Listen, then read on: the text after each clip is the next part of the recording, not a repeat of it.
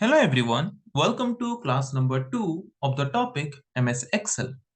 तो first class में हमने डिस्कस किया था कि MS Excel क्या है, MS Excel के डिफरेंट फीचर्स क्या क्या हैं जो कि हमें MS Excel प्रोवाइड करता है और MS Excel को हम स्टार्ट कैसे कर सकते हैं। इसके बारे में फर्स्ट क्लास में ऑलरेडी हमने डिस्कस किया था। आज की क्लास में हम डिस्कस करेंगे कंपोनेंट्स और parts of MS Excel। MS Excel के डिफरेंट पार्ट्स के बारे में डिस्कस करेंगे। एमएस एक्सेल में क्या क्या है जो कि अभी हम एमएस एक्सेल को ओपन करने के बाद यहाँ पे हमें जो स्क्रीन देखने को मिल रहा है, उस टोटल स्क्रीन में जितने भी पार्ट्स हैं सारे पार्ट्स के बारे में जानेंगे। कौन से पार्ट्स को हम क्या बोलते हैं वो जानेंगे। तो चलिए शुरू करते हैं डिस्कशन और जानते हैं डिफरेंट कंपोनेंट्स के बारे में एमएस एक्सेल। तो सबसे ऊपर जहां पे लिखा है देखो बुक टू, ओके, एक्सेल लिखा है कि नहीं। ये बुक टू जो है ये अभी हमारा जो एक्सेल का फाइल या फिर डॉक्यूमेंट ओपन है ये उसका नाम है। अगर हम कोई भी नाम नहीं देते, अगर एमएस वर्ड अगर ओपन करते हैं और अगर उसको हम सेव नहीं किए होते हैं तो उसका बाय डिफॉल्ट उसका नाम क्या होता है, डॉक्यूमेंट वन, डॉक्यूमेंट टू, ऐसा नाम होता है। वैसे ही एमएस एक्सेल को जब हम ओपन करते हैं और उसको हम कोई भी नाम दे के सेव नहीं किए होते हैं तो बाय डिफॉल्ट उसका नाम क्या आता है, book one, book two. Okay, ये इंपॉर्टेंट शॉर्ट क्वेश्चंस हैं जो कि शॉर्ट क्वेश्चंस में आ सकते हैं। What is the default name of a file which is opened by using MS Excel. MS Excel use करके अगर हम कोई फाइल ओपन करते हैं तो बाय डिफॉल्ट उसका नेम क्या होता है, बुक वन, बुक टू, ऐसे ही नेम होते हैं। ओके, अगर एक ही फाइल पहली बार कोई फाइल ओपन कर रहे हो बुक वन, सेकेंड टाइम एक फाइल ओपन है फिर और एक फाइल ओपन कर रहे हो तो बुक टू, फिर बुक थ्री, बुक फोर, ऐसे जाएगा। तो एग्जाम में लिखना बुक वन। वैसे एमएस वर्ड को यूज करके अगर कोई फाइल ओपन करते हैं तो बाय डिफॉल्ट उसका नाम क्या होता है, डॉक्यूमेंट वन। ओके, तो सबसे ऊपर जहां पे बुक टू लिखा है और उसके बाद एप्लीकेशन या फिर सॉफ्टवेयर का नाम लिखा है एक्सेल, उस टोटल लाइन को हम क्या बोलते हैं, उस टोटल लाइन को हम बोलते हैं टाइटल बार। क्या बोलते हैं, title bar.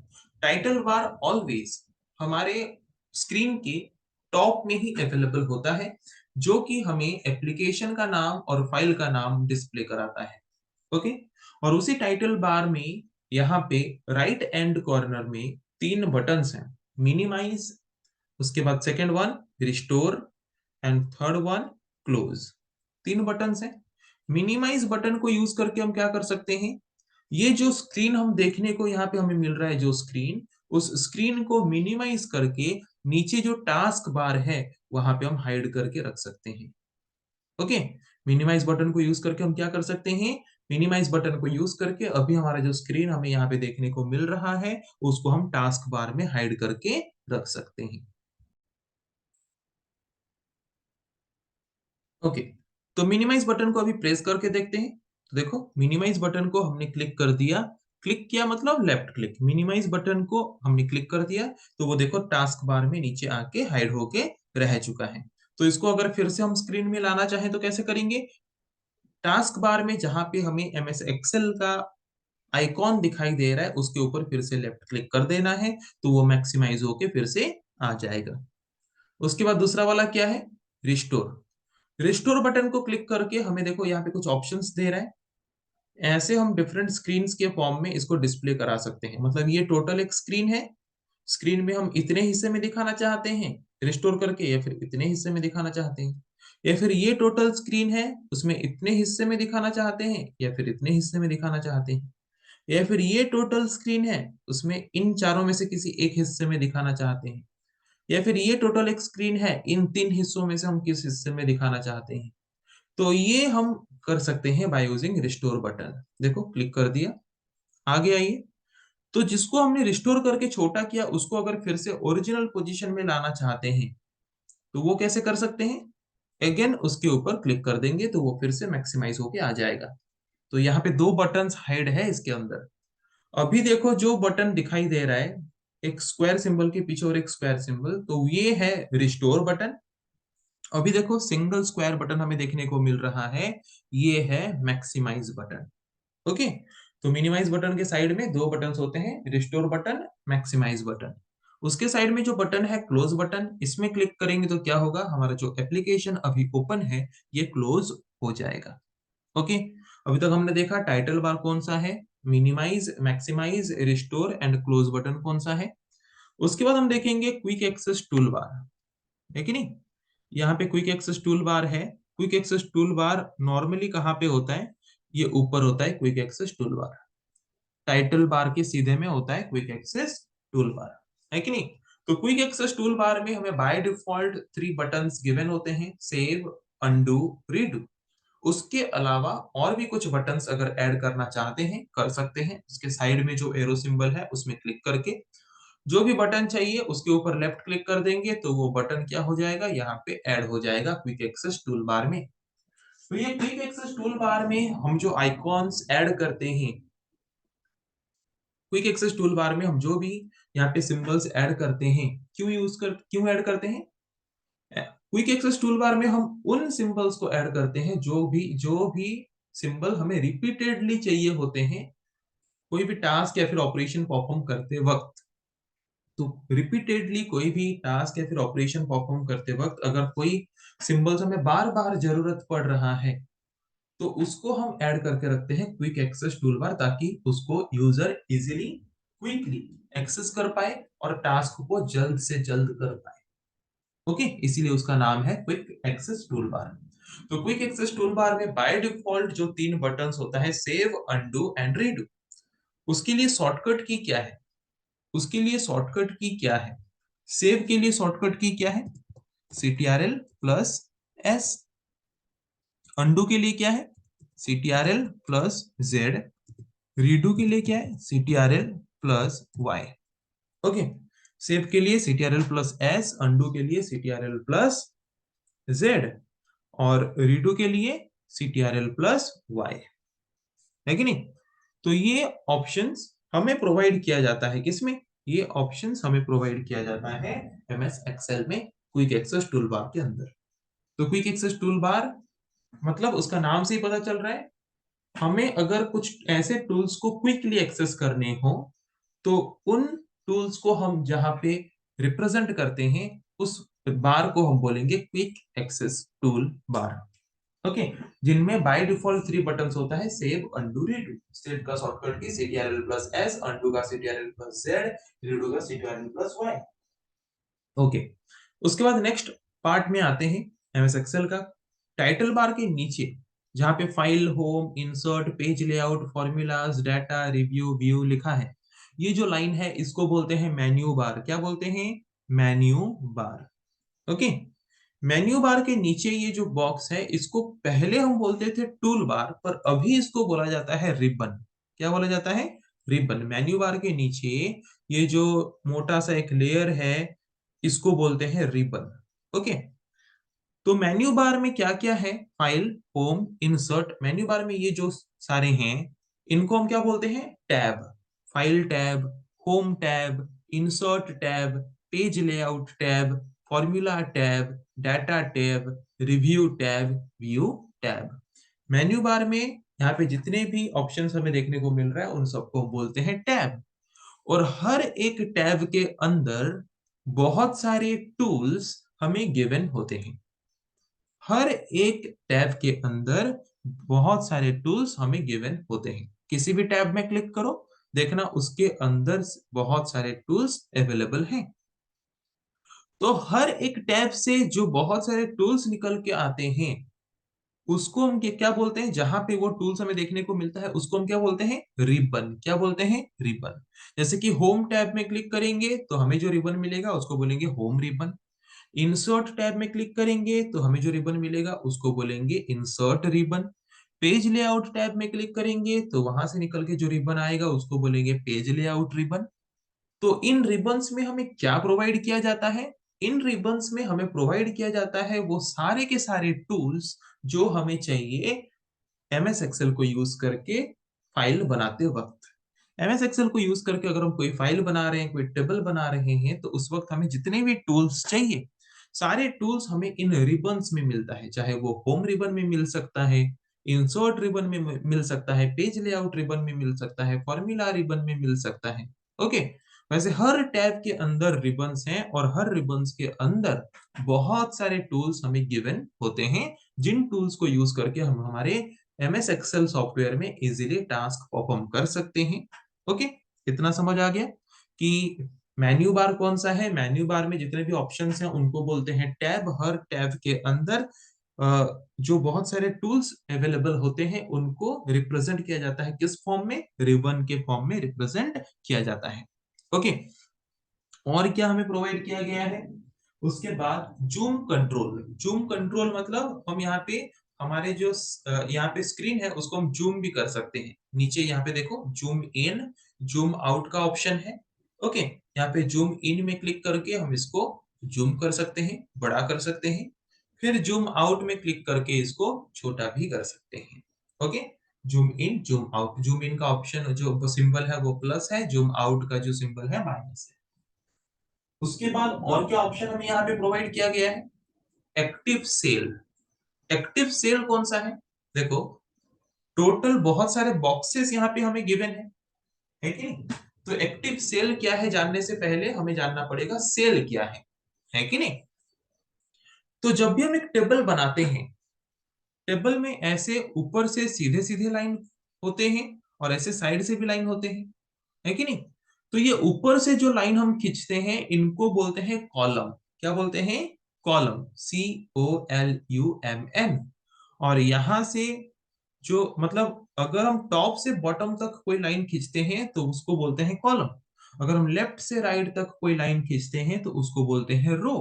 And column and रो को लेके बनता है टेबल। तो कॉलम एंड रो को लेके जो टेबल बनता है, तो कॉलम एंड रो के इंटरसेक्शन से जो छोटे छोटे बॉक्सेस निकलते हैं, उन छोटे छोटे बॉक्सेस को क्या बोलेंगे? सेल। यहाँ पे जो छोटे छोटे बॉक्सेस निकल रहे हैं कि नहीं, कॉलम एंड रो के इंटरसेक्शन की वजह से, इन छोटे छोटे बॉक्सेस को हम क्या बोलेंगे? इन छोटे छोटे बॉक्सेस को हम बोलेंगे सेल। समझ आ गया? तो ऐसे अगर देखें तो ये सारे के सारे सेल्स हैं, बहुत सारे सेल्स यहाँ पे हैं। तो इनमें से हम एक बार में किसी एक ही सेल को क्या कर सकते हैं? सिलेक्ट कर सकते हैं।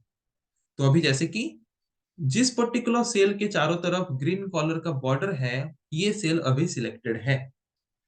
तो एक पर्टिकुलर एक्सेल सीट ओपन होते वक्त वहां पे जितने भी सेल हैं उनमें से अगर किसी एक पर्टिकुलर सेल को अभी हमने सिलेक्ट किया है तो उस सेल को हम बोलेंगे एक्टिव सेल। ओके, तो यहाँ पे ये जो सेल है ये एक्टिव सेल है। समझ आ गया? एक्टिव सेल किसको बोलेंगे? एक पर्टिकुलर टाइम में मल्टीपल सेल्स के अंदर मल्टीपल सेल्स में से अभी करेंटली जो सेल सिलेक्टेड है उस पर्टिकुलर सेल को हम क्या बोलेंगे? एक्टिव सेल बोलेंगे। ओके, नेक्स्ट आते हैं नेक्स्ट पार्ट, नेम बॉक्स। ये नेम बॉक्स कहाँ पे होता है? ये वाला पार्ट जो है ये है नेम बॉक्स, जो कि हर एक सेल का नाम हमें दिखाता है। ओके, तो हर एक सेल का नाम कैसे दिया जाता है पहले वो हम सीखते हैं। जैसे कि अभी ये जो कॉलम है इसका नाम यहाँ पे क्या है? ई। ये जो रो है इसका नाम क्या है? 3। तो अगर मैं यहाँ पे क्लिक करूं तो कॉलम नेम क्या है? ई। रो नेम क्या है? 3। तो इसका नाम हो गया E3, जो कि हमें यहाँ पे नेम बॉक्स में दिखा रहा है, देखो E3। ओके, वैसे देखते हैं और एक एग्जांपल लेते हैं। यहाँ पे एक एक्टिव सेल सिलेक्ट करते हैं। तो यहाँ पे ये कौन से कॉलम में है? Column A. कौन से रो में है? रो 2। तो इसका नाम क्या होना चाहिए? A2। हो गया कि नहीं A2? तो पता चला नेम बॉक्स हमें क्या दिखाता है? एक्टिव सेल का नेम हमें डिस्प्ले कराता है। कौन? Name box. जिस भी सेल को हम सिलेक्ट किए होंगे उस पर्टिकुलर सेल का नाम हमें दिखाता है। कौन? Name box. ओके, उसके बाद आते हैं नेक्स्ट पार्ट के बारे में एमएस एक्सेल का, जिसका नाम है फॉर्मूला बार। ओके, तो जैसे कि फर्स्ट क्लास में हमने डिस्कस किया कि एमएस एक्सेल हमें फंक्शंस प्रोवाइड करते हैं, फॉर्मूला प्रोवाइड करता है, जिसको यूज करके हम क्या कर सकते हैं? कैलकुलेशंस कर सकते हैं, है कि नहीं? तो कोई भी फॉर्मूला जब हम एमएस एक्सेल में यूज करते हैं तो उसको हम शुरू करते हैं इक्वल टू सिंबल से। कोई भी फॉर्मूला या फिर कोई भी फंक्शन अगर हम एमएस एक्सेल में यूज करते हैं तो उसको हम शुरू करते हैं इक्वल टू सिंबल से। उसके बाद जो भी फॉर्मूला हमें लिखना होता है वो फॉर्मूला या फिर फंक्शन हम वहां पे लिखते हैं, राइट? जैसे कि मुझे यहाँ पे स्क्वायर रूट निकालना है 49 का, तो 49 का स्क्वायर रूट कितना है? 7। तो एंटर क्लिक किया तो यहाँ पे देखो सेल में क्या क्या दिखा रहा है? वैल्यू। पर ये वैल्यू कैलकुलेट करने के लिए हमने जो फॉर्मूला लिखा, वो फॉर्मूला हमें कहाँ पे दिखा रहा है, स्क्रीन में ढूंढो, यहाँ पे देखो, है कि नहीं। तो किसी भी सेल में हमने जो फॉर्मूला अप्लाई किया या फिर फंक्शन अप्लाई किया, वो फंक्शन हमें जिस बॉक्स में देखने को मिलता है उस बॉक्स को हम क्या बोलेंगे, फॉर्मूला बार। ओके। उसके बाद एक टेबल को हम बनाते हैं कॉलम्स एंड रो को लेके। तो कॉलम कौन सा है बता चुका हूं, टॉप से लेके बॉटम तक जो लाइन हम खींचते हैं उसको बोलते हैं कॉलम। लेफ्ट से लेके राइट तक हम जो लाइन खींचते हैं उसको बोलेंगे रो। एंड कॉलम एंड रो के इंटरसेक्शन से जो छोटे छोटे बॉक्सेस हमें मिलता है उसको हम क्या बोलेंगे, सेल। और करेंटली जिस सेल को हम सिलेक्ट करके रखे हैं उसको हम क्या बोलेंगे, एक्टिव सेल। ओके। अभी आते हैं नेक्स्ट पार्ट, स्प्रेडशीट और वर्कशीट। तो हम किसको स्प्रेडशीट या फिर वर्कशीट बोलेंगे। ओके। तो हमने सबसे पहले फर्स्ट क्लास में डिस्कस किया है कि एमएस एक्सेल एक स्प्रेडशीट सॉफ्टवेयर है कि नहीं। और दूसरा चीज हमने ये भी देखा था कि जब हम एमएस एक्सेल को ओपन करते हैं तो वहां पे ओपन क्या लिखा होता है, ब्लैंक वर्कबुक लिखा होता है कि नहीं। तो जब हम कोई भी एमएस एक्सेल सॉफ्टवेयर को ओपन करते हैं तो वहां पे जो फाइल ओपन होके आता है उस फाइल को हम बोलते हैं वर्कबुक। क्या बोलते हैं, वर्कबुक। जैसे कि हमारा नोटबुक होता है कि नहीं, तो नोटबुक में बहुत सारे पेजेस होते हैं कि नहीं, वैसे ही एक वर्कबुक के अंदर भी बहुत सारे पेजेस हो सकते हैं। ओके। अभी हम एक ही पेज में हैं, तो हर एक पेज को हम वर्कबुक में हर एक पेज को हम क्या बोलते हैं, वर्कशीट या फिर स्प्रेडशीट या फिर नॉर्मली सीट भी बोल सकते हैं। ओके। तो सिंपली फिर से ध्यान से सुनो, जब भी हम एमएस वहां पे एक फाइल ओपन होके आता है तो उस फाइल को हम क्या बोलते हैं, वर्कबुक। और एक सिंगल वर्कबुक फाइल के अंदर हो सकते हैं बहुत सारे सीट। ओके। अभी हम एक ही सीट में हैं, सीट वन। मतलब जैसे कि एक नोटबुक के अंदर बहुत सारे पेजेस हो सकते हैं, वैसे ही एक वर्कबुक के अंदर बहुत सारे वर्कशीट हो सकते हैं। तो यहाँ पे अभी हम एक वर्कशीट में काम कर रहे हैं, वैसे और भी वर्कशीट्स हम क्या कर सकते हैं, और भी वर्कशीट्स ऐड कर सकते हैं।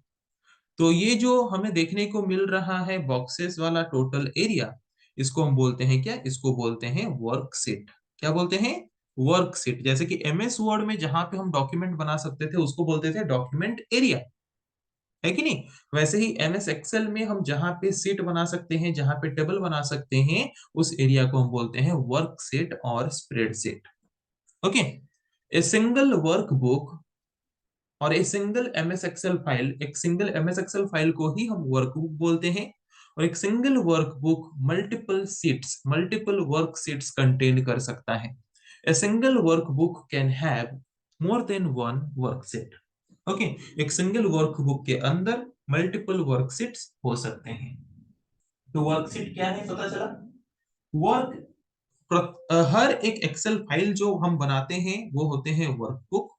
उसके अंदर हम जहां पे काम करते हैं, जहां पे हम टेबल बनाते हैं उसको बोलते हैं वर्कशीट।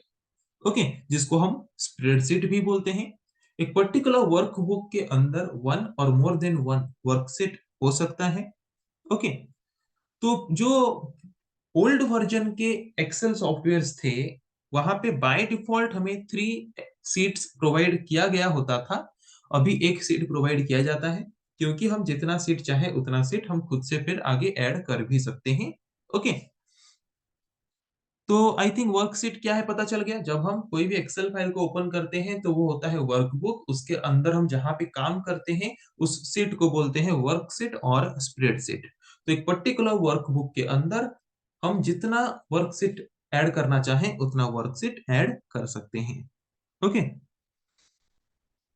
उसके बाद उसके बाद नेक्स्ट पार्ट देखते हैं और क्या गिवन है एमएस एक्सेल के अंदर, व्यू बटन्स। ओके। ये view buttons, 3 view buttons by default हमें यहाँ पे प्रोवाइड किया गया होता है। Normal, page layout, page break, preview. Okay. तो देखो ये जब भी हम वर्कबुक को ओपन करेंगे या फिर एक्सेल फाइल को ओपन करेंगे वो हमेशा नॉर्मल फॉर्म में ही होता है, ताकि हमें वर्क करने में आसानी हो। दूसरा जो बटन होता है page layout, page layout button में अगर हम क्लिक करेंगे तो वो हमें हमारे फाइल को किस फॉर्म में दिखाएगा, प्रिंट करने से जैसा दिखना चाहिए, प्रिंट अगर हम इस पर्टिकुलर फाइल को प्रिंट निकालेंगे तो कैसा दिखेगा, वैसे फॉर्म में हमें व्यू कराता है, वैसे फॉर्म में हमें रिप्रेजेंट कराता है कौन, print layout button. Okay, print layout view button. और पेज ब्रेक प्रीव्यू बटन हमें क्या बताता है कि अगर हम इस डॉक्यूमेंट को प्रिंट करेंगे कितने पेजेस में आएगा, और फर्स्ट पेज में कितना आएगा, सेकंड पेज में कितना आएगा, वो सारा चीज हमें यहाँ पे देखने को मिलता है।